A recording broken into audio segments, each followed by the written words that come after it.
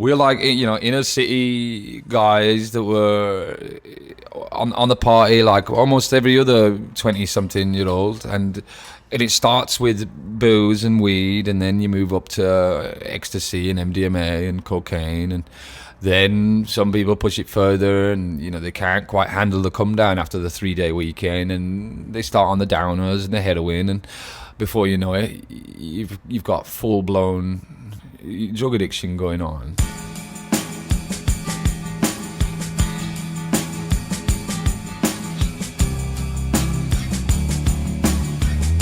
I'm here with Lias Saoudi.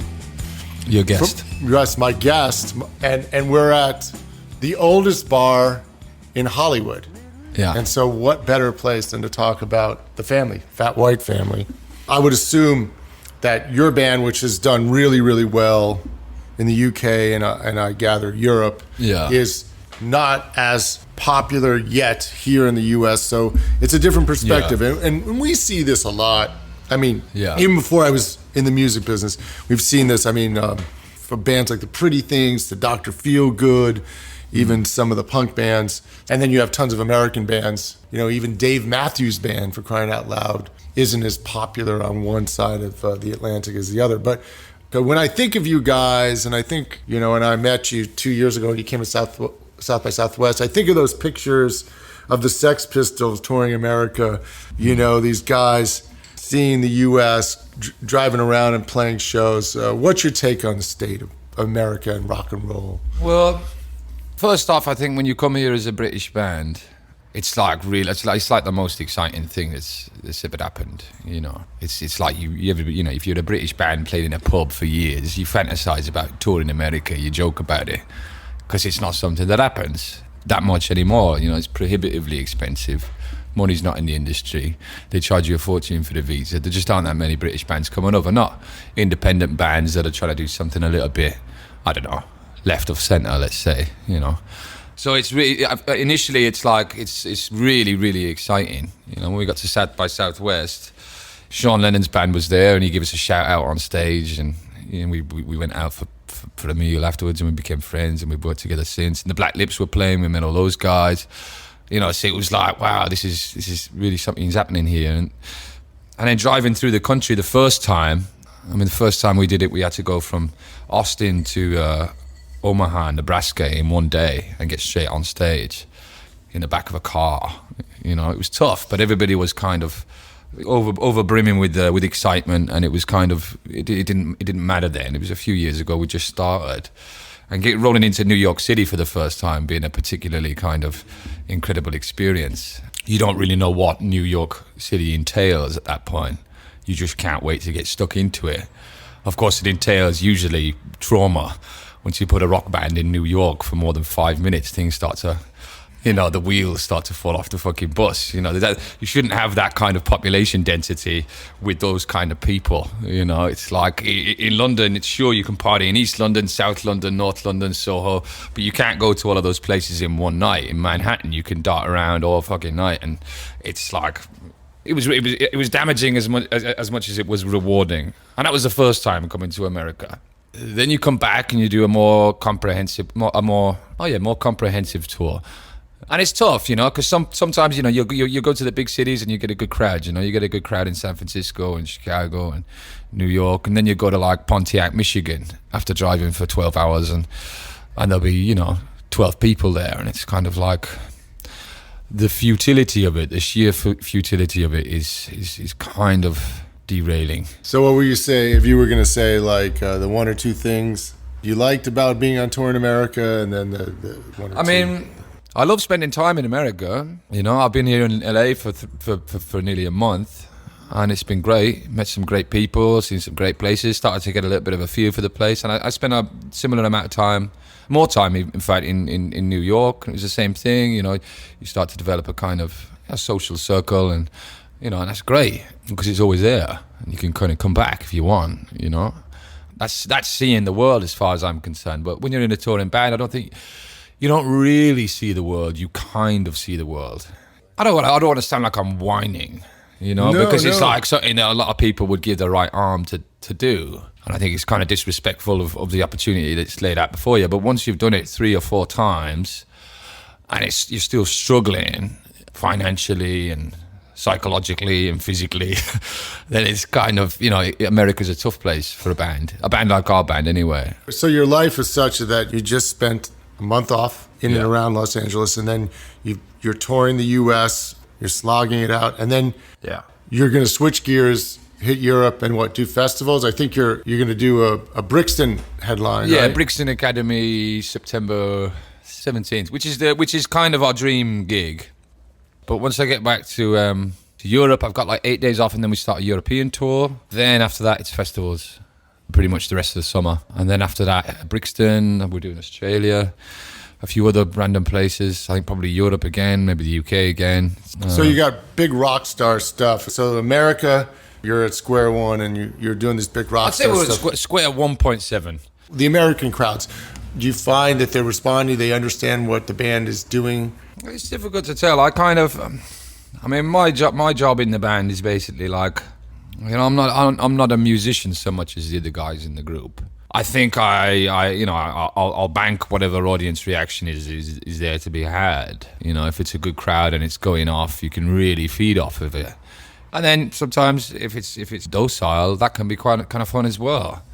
Some of the best gigs, I think the best gig we ever played actually was in front of 4 people in an old fire station in South London on the old Kent Road, and we played for 4 hours, and we just kept switching instruments, and we weren't even doing any drugs. We had a few drinks and a few joints, I think, and we were just playing for hours. And this was before anybody knew the name Fat White Family. We went and plugged in, and we just played and played and played and played. Do the American audiences get it? I don't know. I think our music is steeped in vicious sarcasm and irony and classic British repression. And I'm not sure if everybody in the American music listening public cottons onto those things quite so easily as they do over there. There's still a kind of sense of optimism with a lot of Americans, which is not really the flavour of the day and never has been in Europe. I think we're deeply cynical in a way that I think that the British mind, the European mind, is cynical in a way that the American mind simply isn't. You're from outside of London, Southampton? I was born in Southampton, but I don't know Southampton from my arse or my elbow. I was born there and I moved when I was 6 months old or something like that. I moved to Galway, and then I moved from Galway to the west coast of Scotland, a place called Ayr. And then my parents split up. My mum married a Northern Irish fella. My dad stayed in Scotland, and my mum moved over to a place called Cookstown in County Tyrone, a gnarly little town. That's Northern Ireland. Northern Ireland and Southern Ireland, the difference is quite marked. Tyrone was, when I was 12 years old and I moved there, I didn't really understand sectarianism. And I moved there just as it was winding down. What's your heritage? My mum's from Yorkshire.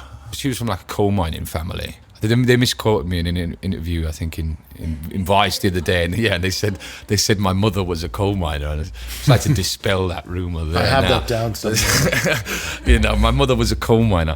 No, her dad was a coal miner, and she grew up during the strikes and stuff. And my dad, he's an Algerian immigrant. He's from Kabyle. He's a Berber. So, were you a fan of music growing up? The questionable taste, I suppose. My mum's a big Rod Stewart fan. There wasn't like my father likes the Eagles and Cat Stevens. That was. But my big brother was kind of into music, and he kind of got me hooked on the stuff that was popular around that time when I was little. There was the Britpop and stuff, and most of that now I look back on and think is a bit embarrassing, except for Pulp. How did you get from that to the type of songs that you're writing at Fat White Family?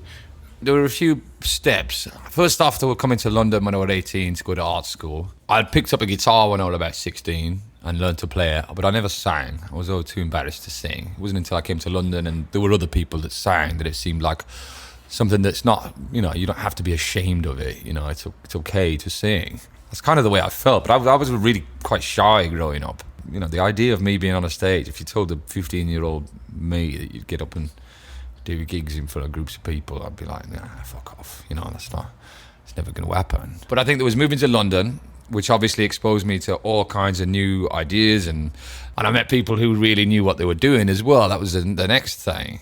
I saw friends were doing bands, and it was something for me and my little brother, who kind of followed me down there to London, to do at the weekend. You know, I love these rock and roll, I call them traditions, like Jagger and Richards is an easy one. In your case, maybe Johansson and Thunders. So tell me about your relationship with Saul while we're talking about it. And it wasn't until I was really afraid of losing that relationship that I bothered pulling anything out that was remotely revealing. But I had to be pressed in order to do it. Otherwise, I'd have kind of comfortably hid myself away from it all and been like a lot of other people, which is just, you're being in a band because it's fun to posture and puff out your chest and go out on a Friday night and play some vaguely retro sounding rock and roll. But actually, I felt like I had to kind of earn my place in the group. He made me feel like that in the best possible way. What are the 3 songs that you're really proud of as a writer? Goodbye Goebbels. I'm very proud of that one because it's like a love song. Anecdotally, it's about fascism, but it's a love song. I'm proud that I've managed to write a love song of sorts. They're all love songs. Even Bomb Disneyland is a love song. Cream of the Young's definitely a love song. Tinfoil Death Star I'm quite proud of. Maybe Cream of the Young as well, actually, probably my favourite. That was again, Saul had a melody for the chorus, and we went to the shop. I remember I looked at a pot of cream, and it, a flash of absolute inspiration. Cream. It was like I was looking at things, bananas, light bulbs, cream of the young. Okay, here's a question. What is the enemy of art today? I think the enemy of art is anybody who gets into a position where they're on the inside, even faintly, wants to retain that position.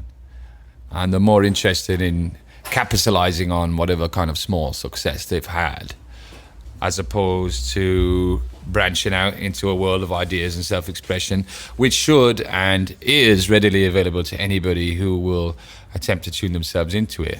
I mean, the spaces where these things occur, in a very real physical way, is utterly diminishing where I come from. In London, 50% of the music venues have closed since 2007, and every week in the UK, hundreds of bars and pubs close down.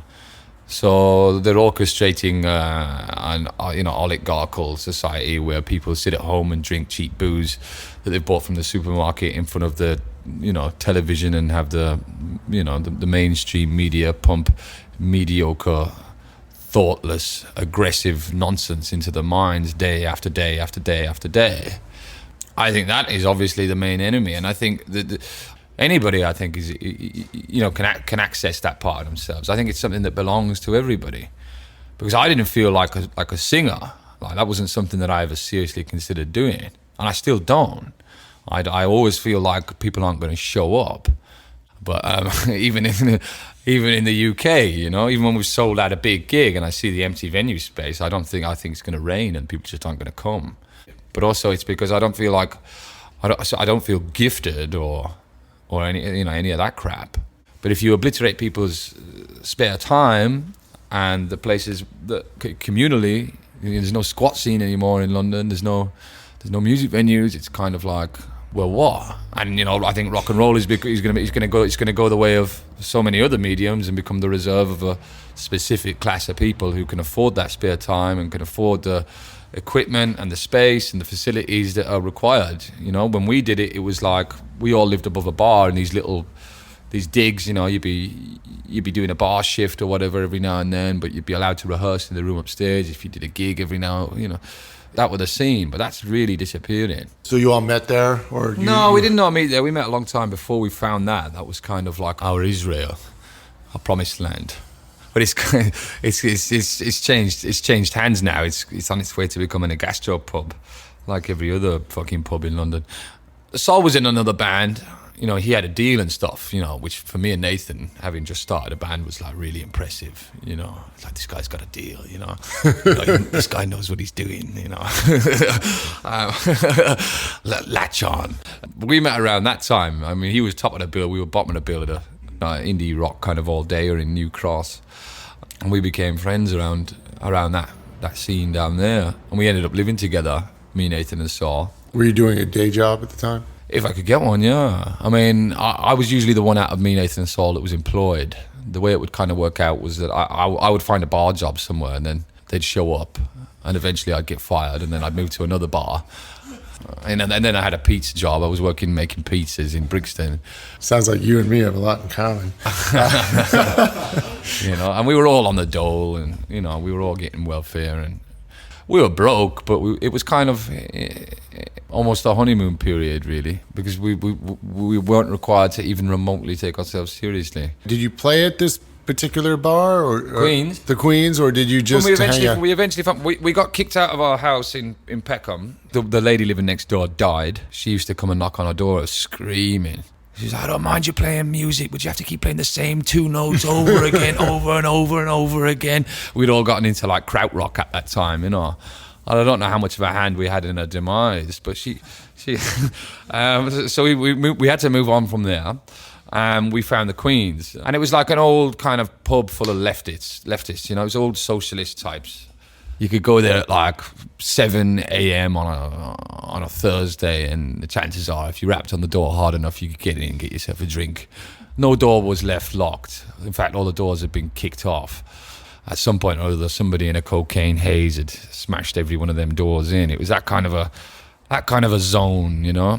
And so how from there, how did you get into the studio? Well, we'd spent a long time working at the house we lived in, and a lot of the material had started to come together. And then by the time we got to the Queens, we were gig ready, and as soon as we went out and started playing shows, it didn't take too long before somebody took an interest. That was Liam from Trash Mouth. They had a little studio right on the outskirts of southwest London. And they basically gave us all the time. We wanted to go down there, and Liam would mix and engineer and help produce. And that. So we'd be working our day jobs or doing whatever, and we'd go down there maybe 1 or 2 days a week and record stuff over the course of a year and put that album together. And then we finished it, and we just put it straight up on SoundCloud, I think. And Ben Wallers from the Country Teasers, who was one of our idols, somebody who would really listen to in that period, he agreed to support us in London for an album launch party. That was a big thing for us, I think. So you guys were actually playing the night of the terrorist attacks in Paris. What was your take on that night? On the night itself, I didn't really react at all because I was in the throes of a gig, and it was the Cigale in Paris, which was a big gig for us. I wasn't really thinking, and when the guy came, he was like, you got to get off stage. I was like, fuck off, man, there's a couple more songs to go, you know. He's like, no, you really got to get off stage, you know. I didn't think that sounds kind of callous, but I was kind of like, I'm in Paris, I've just done a show, you know, I'm on tour, I like going to Paris, it's always fun, you know, if you're in a band. I want to go to a house party, I want to have some fun, you know, But then in retrospect, I mean, a lot was said about it. I found some of the comments that your man from Eagles of Death Metal come out with, I found those questionable, morally, ethically. I mean, the guy's traumatized, obviously you got to take that into consideration, but he's also a right-wing gun nut. Things like Bataclan, you don't get to Bataclan without carpet bombing the Middle East. And coming from a Muslim background, that's the last thing almost all of the people in that part of the world are even remotely interested in. Do you see yourself as an artist, as political, and is there, I think even if if having a cup of tea is political, I don't think there's any way to avoid politics. And I think any situation or any interaction that you have in your life will have a political element. Trying to avoid stepping on people's toes or saying anything that might get you in hot water is the wrong way to go about things. I think I've said things which are probably wrong or exaggerated or trumped up or whatever, and I think you'll make mistakes, but I think it's important if you're in a band or you're an artist to at the very least, espouse some kind of dialogue. Speaking as an American, we were definitely down to avoid any kind of politics in art. But by avoiding it, I mean that in itself is a political decision. I don't understand it, and especially in the climate that I've grown up in, and the things that I've seen happen to where I come from, and the fact that I can't really go home, you know, without being completely, you know, on my ass, and watching my city change and get sold off and gentrified to the point where nothing makes sense anymore overnight. You're talking about London. Yeah, I can go. I mean, it's an exaggeration, but you feel like London, Brixton, South London changed more in the last 3 years than it did in the previous 10. New York City too. All the things I love about it started to disappear very quickly, and that makes you feel angry. While you've been here for the last month or so, have you turned on the TV, looked at the political race? For me, I love it. I can't stop reading about it. But I mean, Trump's kind of, it's so comical. I don't think there's any chance that Trump really, I don't really believe that. But then saying that, I mean, you look at Clinton and it's kind of like, she's kind of a Republican anyway. And the burn? What do you think of the burning? I love the burn. I think that's a ray of hope in this, in an otherwise gloomy forecast. That's really a ray of hope. You said that you prefer fashion people over bands and musicians are the lowest form of human life. Explain your relation to sex, drugs, and rock and roll, specifically your reputation for taking off all your clothes and your band's reputation for being on drugs. Okay, well, we'll start with the fashion thing. I was being, I think, deliberately antagonistic. But then there's an element of that which I think is true. Because I think most bands are really just fucking fashion people in disguise. At least fashion people are open about the fact that they're just fashion people. The next thing, musicians are the lowest form of human life, I think is because they exclude people. You know, people who are like incredibly intricate players will use that as a weapon to forbid anybody who hasn't put the hours in from taking part of that medium. And I think rock and roll was always about simplicity.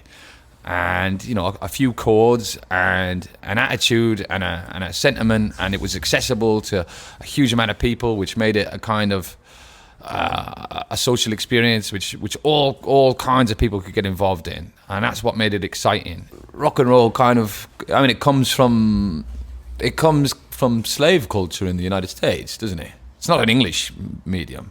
We're kind of like analysts.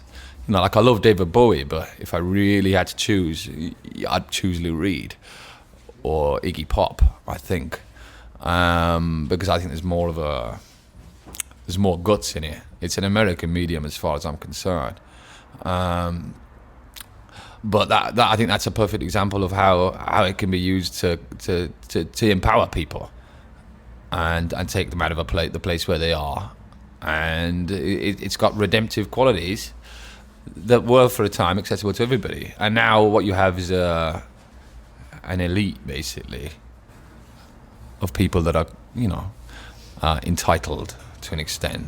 And again, like we talked about earlier on, they're in a position where they can practice and they can plan, and they've got connections, and